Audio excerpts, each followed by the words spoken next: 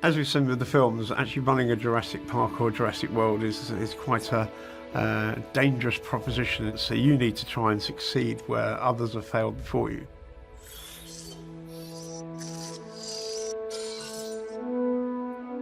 The player starts off with a few key buildings on an island which are going to teach you the basic tools of how to build and maintain your park.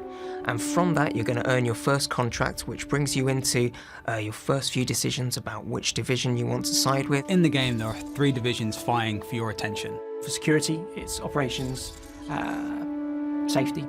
For science, genetic engineering, animal welfare. And for entertainment, it's all about the guests, it's all about the show and the bottom line. Once you've built these beautiful enclosures, it's up to you to maintain them as well. You'll be unlocking new things to put into the enclosures. You can upgrade the fences, you can build all sorts of new things inside them. The game is a management game, but you can also then take direct control of some of the teams in your park and get up close and personal with these dinosaurs yourself. Taking control of those allow you to directly deal with threats or issues in the park. So the ranger vehicle can be driven to medicate dinosaurs using the dart gun.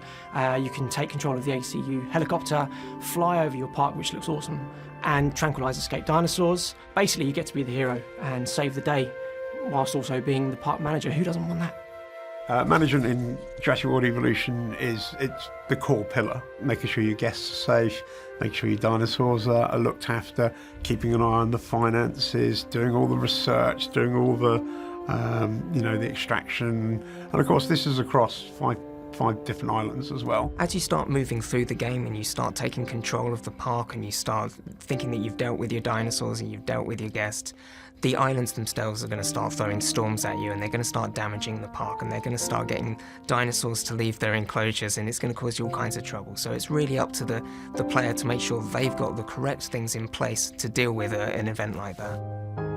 Each of the islands that you manage within the 5 deaths has their own island rating, and that's the key progression sort of metric for progressing through the islands.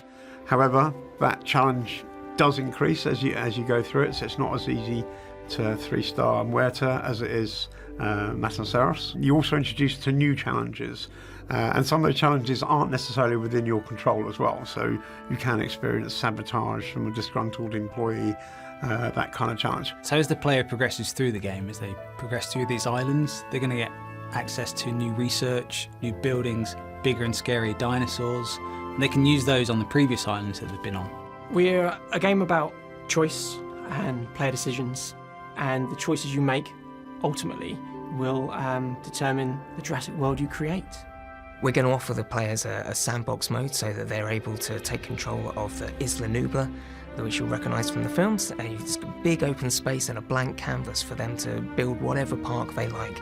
Cash isn't a restriction, but we do encourage you to play through the career mode as well, as that unlocks the dinosaurs and buildings and all the other aspects that you can then use in the sandbox in Isla Nublar.